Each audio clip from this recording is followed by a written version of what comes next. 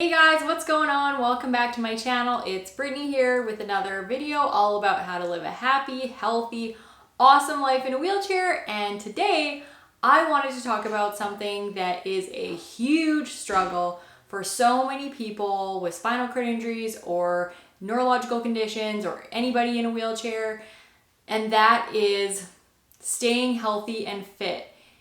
People in wheelchairs, and specifically with spinal cord injuries, have higher risks for heart disease, diabetes, metabolic syndrome, all kinds of secondary health complications that have nothing to do with the spinal cord injury, but that get made worse by the spinal cord injury. And so today I wanted to put together a list of the things that I do to try and stay as healthy and fit as possible so that I can age well with my disability. I came up with the 7 things that I try to do fairly consistently in order to maintain my health, and they are not drinking calories, 2, which is related to not drinking calories, drinking a ton of water, 3, eating nutrient-dense foods, 4, making my bowel health a priority. Number 5, exercise. Number 6, reducing stress and practicing gratitude. And number 7, sleeping. So we'll go through each one of these individually because I have a bunch of information for you in each of them. So let's start with number 1, which is not drinking your calories. Weight management should be a huge priority if you have a spinal cord injury or if you are a wheelchair user. We are not walking around like we were before. We don't move those big muscle groups in order to have our metabolism be as high as it was before. And so we are naturally going to have a lower metabolism and we're not going to be burning as many calories.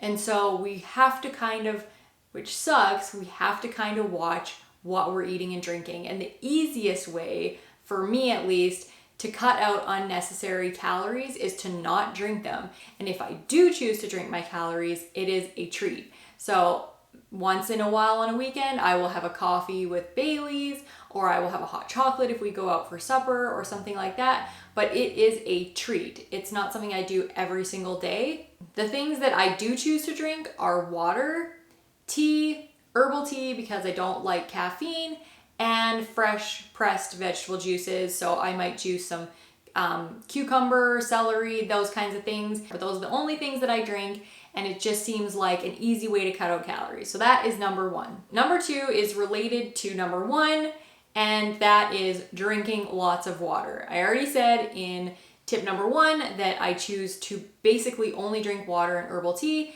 and that allows me to down a lot of liquid during the day, which is super important for preventing UTIs. I had chronic UTIs when I was first paralyzed, at least 12 a year. And if you're interested in my story about my UTIs, I will link to a video I did about that.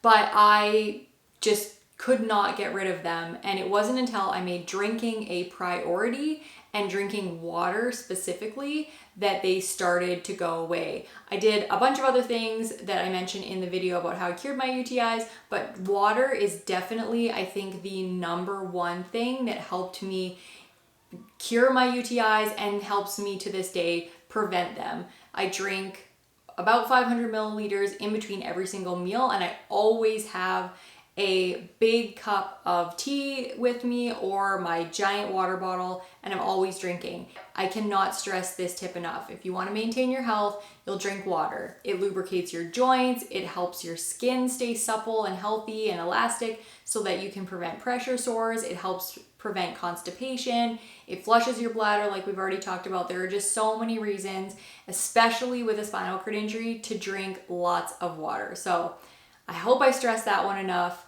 That is tip number 2. All right, tip number 3 is eating nutrient-dense foods. And what does that even mean? Well, there are calories in food which give you energy, and there are nutrients in food that are things like magnesium and vitamins that help your body do the work that it needs to do. It helps you convert your food into energy. It helps with metabolism and immune system function and all kinds of stuff. So those are nutrients, and we need both.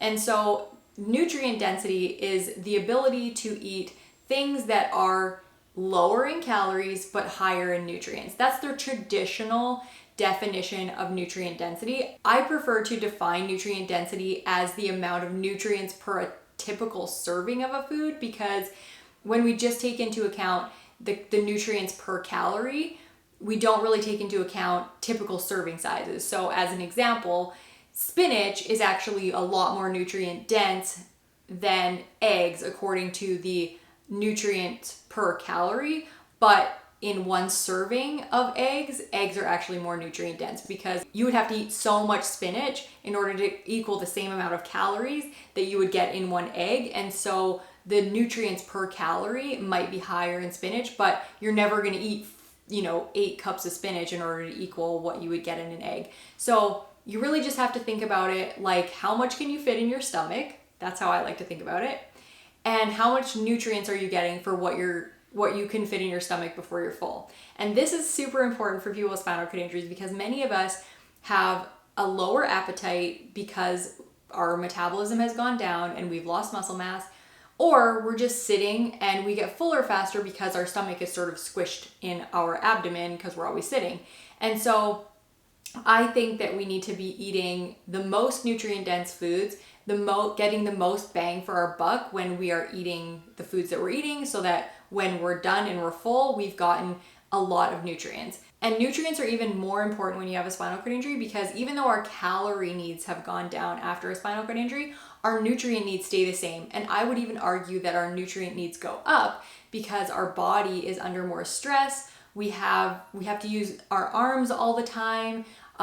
We are on medications that our body is trying to detoxify. There's a whole bunch of reasons that our bodies are under more stress than, just the average healthy person that doesn't have a spinal cord injury. So our calorie needs have gone down, but our nutrient needs have stayed the same or gone up. And so getting bang for our buck with the foods that we eat is super important in order to maintain our health and our weight. You might be thinking, how much do I eat? How many calories?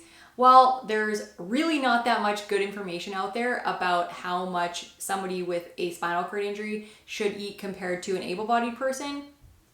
But according to a report from the University of Washington, a paraplegic should be eating about 28 calories per kilogram of body weight, and a quadriplegic should be eating around 23 calories per kilogram of body weight. These are just general estimates and have to sort of be tweaked based on your activity level, your metabolism, all of those kinds of things. But it's a good starting baseline to know how much you should be eating. And if you don't know how much you're eating, you should probably track your food intake for 5 to 7 days just to see how many calories you are typically taking in, especially if you are having weight issues and you need to lose weight. You should probably track just to see how far away you are from those benchmarks. Protein is probably the most important nutrient to track if you are going to start tracking your intake of something.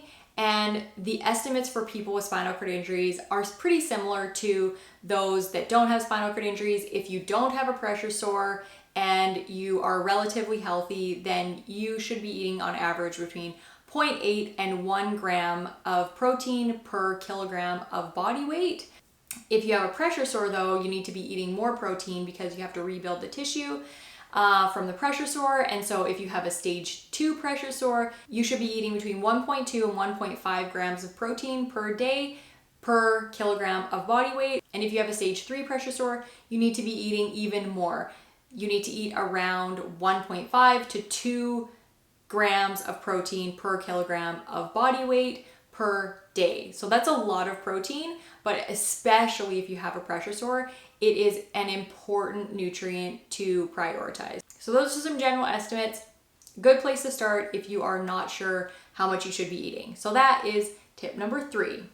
Okay, tip number 4 in how I stay healthy: make bowel health a priority. I neglected to listen to my body or make my bowel health and my bowel routine specifically a priority for years. I tried to do the most convenient thing for me and not the most convenient thing for my body. I would try and reduce the amount of days that I did my bowel routine because it took me a long time. I hated doing it. It was gross. I just didn't like it at all. And so I started at every day, then I went to every second day, and then I went to 3 days a week. And the more I tried to fit my body into a convenient schedule, the more my body didn't like me.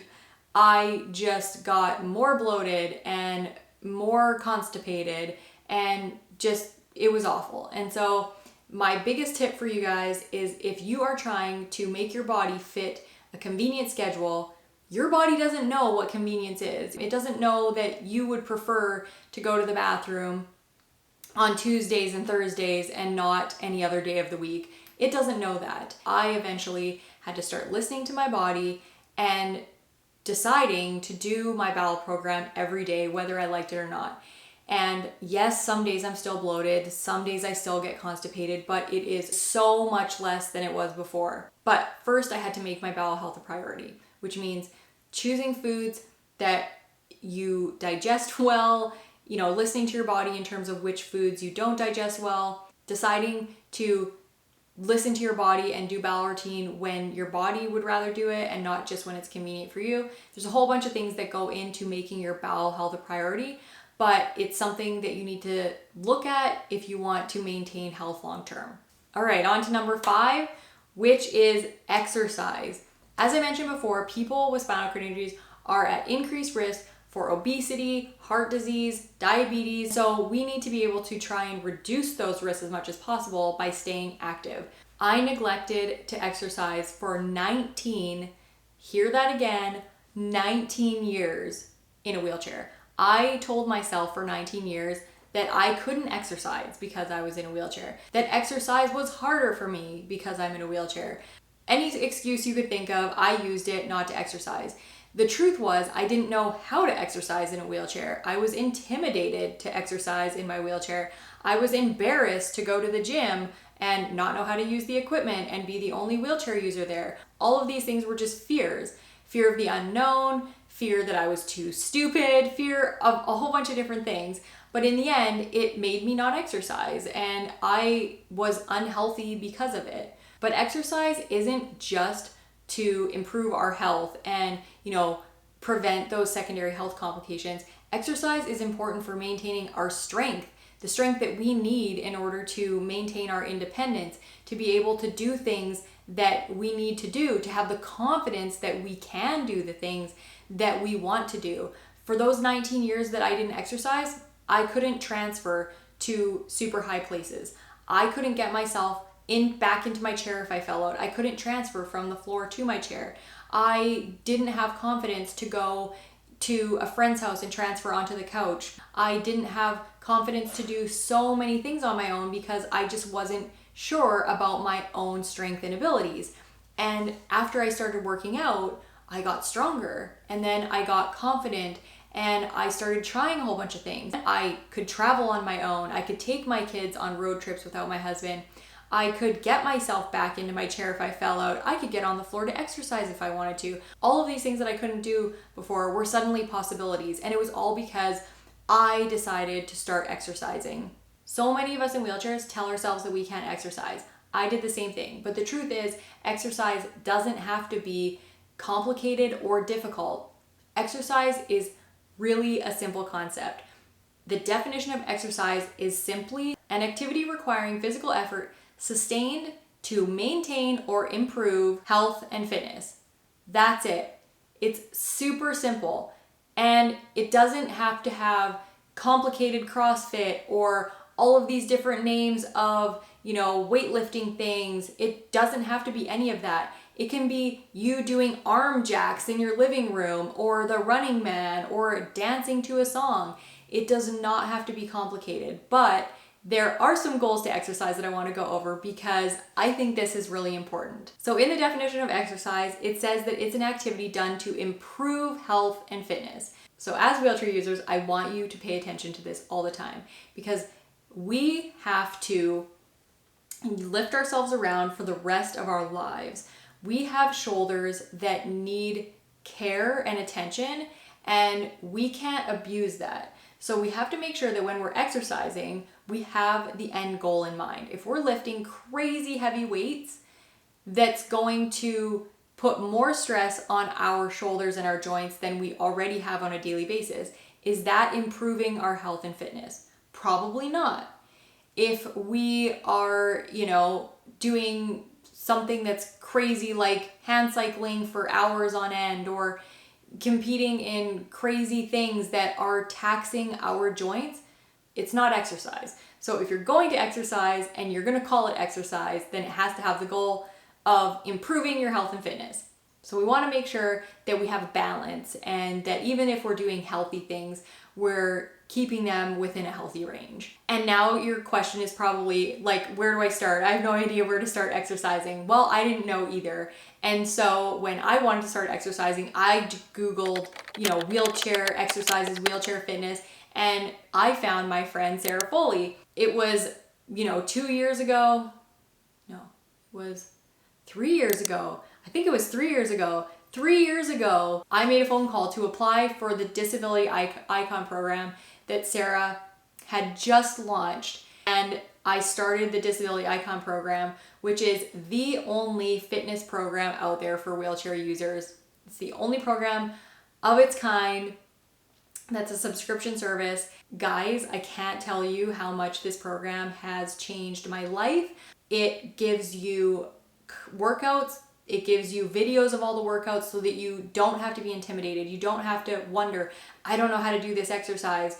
I did a workout program with some other people before that were in wheelchairs, but I just got a list of workouts that were on a piece of paper and I still had no idea how to do them, so I didn't do them. Whereas in Disability Icon, you have an app, you have workouts that are in a calendar for you. The workouts all have videos, so you are never unsure of what to do. The subscription is $37 a month and comes with weekly coaching calls that are geared towards mindset and personal development. Guys, Sarah is a mindset coach. She's not only there to support you with your fitness journey, but to help you realize your potential. I was, lost and sort of floundering. I didn't know how to work out. I didn't know what I wanted in life. And just since starting Disability Icon, I have gained so much confidence, the confidence I needed to start this YouTube channel. So I can't say enough about the Disability Icon program. I'm still in the program. So if you guys want to try it, you'll see me in the meetings. It is just an amazing program. I have made lifelong friends in the program. And it's just an amazing group of supportive people all trying to better their lives and improve their health. So if you guys want to try Disability Icon, my friend Sarah has been gracious enough to give me a discount code and you guys can get your first month 50% off. So I have put a link in the description below that you guys can use to sign up for that promotion. And I hope all of you guys sign up for it if you are intimidated about working out or just want to improve your health. It is, seriously guys, mind-blowing program. So that is tip number 5 for how to stay healthy. Tip number 6 for how I stay healthy: reduce stress and practice gratitude. Guys, there are so many things that wheelchair users and people with spinal cord injuries have to do on a daily basis that are unpleasant, to say the least. Frustrating and unpleasant. Bowel routine is one of them. And for years, I would let myself get so frustrated on a daily basis with the things that I had to do for personal care, just the little things that I had to do. I hated how long it would take me to pee. I hated how long it took me to get dressed. I just got so grumpy about so many things that I had to do as a wheelchair user. And you know what that did? It made me a grumpy person. It just made me unhappy. And it wasn't healthy. I didn't feel good. And I didn't want to do that anymore. And so when I stopped letting all of those little things make me unhappy, my life got so much better. I'm still not happy about all of the things that I have to do as somebody with a spinal cord injury. I will never be happy that I have to do bowel routine in the morning and use a suppository in order to poop. Like, that is never going to be something that I jump for joy about. But I stopped letting them make me unhappy. I'm not happy about them, but they're not stealing my joy on a daily basis. Now they're just neutral. They're just neutral. I have to do bowel routine every single morning of my life until I die. And so I just found a way to make it enjoyable. I put my suppository in, I roll over, and I read a book for 15 minutes. And that has allowed me to get so many more books read than I would otherwise read because I have those 15-20 minutes in the morning. So try your best to make the annoying things neutral, and then notice as much as you can the amazing, beautiful things that you still have in your life.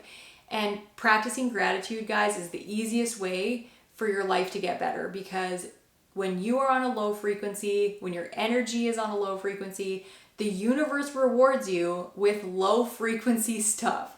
It's just the law of attraction. You can't be negative and attract positive energy. I fully believe in the power of energy. It is just my spiritual belief. And I believe that we attract what we emit. And if we are constantly emitting crappy negative things, then we're going to get that back. That's tip number 6.